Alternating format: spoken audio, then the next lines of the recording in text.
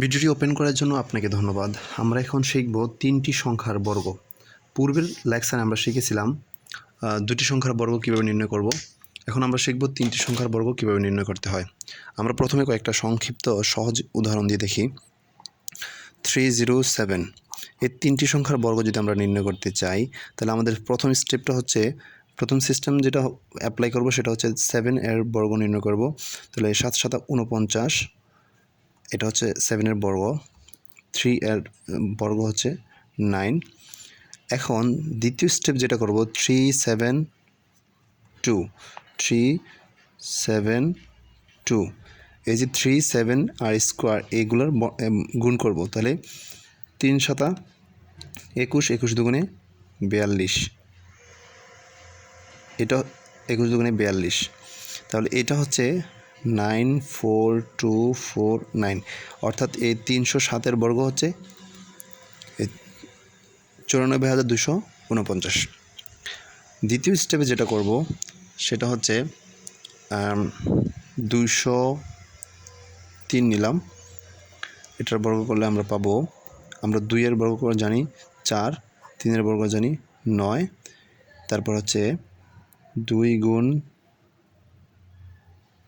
3 গুণ 2, 3 দুগুণে 6, 6 দুগুণে 12, অর্থাৎ এখানে হচ্ছে 4129। 203-এর বর্গ হচ্ছে 4129। এবার আমরা একটু বড় সংখ্যা দেখব, যেমন 312 এর বর্গ আমরা নির্ণয় করব। এক্ষেত্রে আমরা যখন এখানে যখন শূন্য থাকবে না, কোনো পূর্ণ সংখ্যা থাকবে, সেক্ষেত্রে আমরা এটাকে একটা সংখ্যা ধরবো আর এটাকে আরেকটা সংখ্যা ধরবো। 3-এর বর্গ জানি 9, এই 12 এর বর্গ আমরা মুখে মুখে যদি না পারি, তাহলে সেক্ষেত্রে আমরা একটু নোট করে নেব। 12 আমরা জানি দুটি সংখ্যার বর্গ নির্ণয় করাটা খুবই সহজ। যেমন 2-এর আমরা এখানে দুটি সংখ্যার বর্গ নির্ণয় করার ক্ষেত্রে আমরা 3টা স্লট করে নেই। এই 3টা স্লটে একটা করে সংখ্যা বসবে শেষেরগুলো। যেমন 2-এর বর্গ করলে 2 দুগুণে 4, তারপর এই সংখ্যাটা আর এই সংখ্যাটা একত্রে গুণ করব, 2 একে 2, 2 দুগুণে 4। লাস্ট ওয়ান যেটা, সেটা হচ্ছে এই প্রথম সংখ্যাটাকে বর্গ করে বসে দেবো। তাহলে 1-এর বর্গ কত? 1, শেষ। তাহলে এখানে আমরা জানি 12 এর বর্গ পেলাম কত? 144। তিনটি সংখ্যার ক্ষেত্রে লাস্ট ওয়ান যেটা, সেটা হচ্ছে এই সংখ্যাটি এটা আর এটা তিনটা গুণ হবে, অর্থাৎ 12 গুণন 2 3, তাহলে 3 12 36, 36 দুগুণে 72, 72। এটা হচ্ছে, এখন এই ক্ষেত্রে আমরা এই তিনটা সংখ্যা যখন বর্গ করব, আমরা মাথায় রাখবো 3টা স্লট অবশ্যই বসবে। যেমন আমরা 2টা সংখ্যার ক্ষেত্রে বর্গ করার ক্ষেত্রে আমরা জানি একটা সংখ্যা বসবে প্রত্যেকটা স্লটে, কিন্তু 3টা সংখ্যার ক্ষেত্রে 2টার বেশি বসতে পারবে না। তাহলে এখানে 44 হচ্ছে 12 এর বর্গ, 3-এর বর্গ হচ্ছে 9, তাহলে এই লাস্ট এখানে 3টা স্লটেই বসবে এগুলো, কিন্তু 44 বসবে, 144 বসাতে পারবো না আমরা এখানে, যেহেতু 2টা সংখ্যা বসবে। তাহলে শেষ 2টা সংখ্যা আর এই 1 মূলত এই 2-এর সাথে যোগ হয়ে যাবে, তাহলে এখানে 73 বসবে আর 9-এর 9 বসে যাবে। আমরা আরেকটা এক্সাম্পল দিলে খুব সহজ হবে। আরেকটা এক্সাম্পল দিচ্ছি, সেটা হচ্ছে যেমন 3 2 4। এই এক্সাম্পলটি দিলেই সহজে বুঝতে পারবেন। যেমন আমরা এই দুটা সংখ্যাকে একটা সংখ্যা কাউন্ট করব, এটাকে একটা কাউন্ট করব। তাহলে 3-এর বর্গ 9, 44-এর বর্গ আমরা 24-এর বর্গ আমরা আলাদা করে নেব। 2 4 যদি আমরা আলাদা বর্গ করতে যাই, সেক্ষেত্রে আমরা জানি 3টা স্লট করতে হয়। তাহলে 4-এর বর্গ আমরা যদি করে নেই, 4-এর বর্গ কত হবে?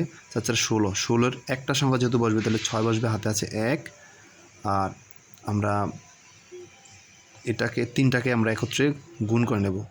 2 গুণন 4 গুণন 2, তাহলে 4 দুগুণে 8, 8 দুগুণে 16, 16-এর একটা সংখ্যা বসবে, হাতে 1, 16-এর হাতে 1 আছে, 17 হয়ে যাবে, এটা 17 7 হবে এটা। তাহলে 7 হাতে আছে কত? 1। আর লাস্ট ওয়ান যেটা করব সেটা হচ্ছে 2 এর বর্গ করব। তো 2 দুগুণে 4, 4 আর 1 5, অর্থাৎ 24 বর্গ পেয়ে গেলাম 576। লাস্ট টাইম যেটা করব সেটা হচ্ছে এই 3 গুণন 24 গুণন 2। এখন 3 24 72, আর 72 দুগুণে কত? 144। তাহলে 144, এটা একটা স্লট, এটা একটা স্লট, 140, এটা আরেকটা স্লট। কিন্তু আমরা একটা জিনিস লক্ষ্য করেছিলাম, আমরা আগে বলেছিলাম যে যেহেতু প্রত্যেকটা 3টা সংখ্যার বর্গক্ষেত্রে আমরা সর্বোচ্চ দুইটা সংখ্যা নিতে পারবো, তাহলে 3টা স্লটে এখানে নিতে পারতেছি 76। এই 5 আর এই 4 একত্রে যোগ করে দিতে হবে, কারণ এখানেও 3টা সংখ্যা আছে, এখানেও 3টা সংখ্যা আছে, সেক্ষেত্রে আমরা 2টা করে নিতে পারবো সর্বোচ্চ। তাহলে 5 আর 4 9, আর এই 4 এর 4, আরেকটা 1 আছে, এই 1 কিন্তু আবার এটার সাথে যুক্ত হয়ে যাবে। তাহলে 9 এর সাথে 1 যোগ করলে 10, অর্থাৎ আমাদের 324 এর বর্গ হচ্ছে 1,04,976। তো এ ছিল আমাদের 3টি সংখ্যার বর্গ। আপনারা এই যে ফর্মুলাগুলো আমি এখানে অ্যাপ্লাই করেছি, এই ফর্মুলা দিয়ে আপনি হাজার হাজার সংখ্যার বর্গ বের করতে পারবেন। তো পরবর্তী ভিডিও পর্যন্ত আপনারা ভালো থাকুন, সুস্থ থাকুন, সকলকে ধন্যবাদ।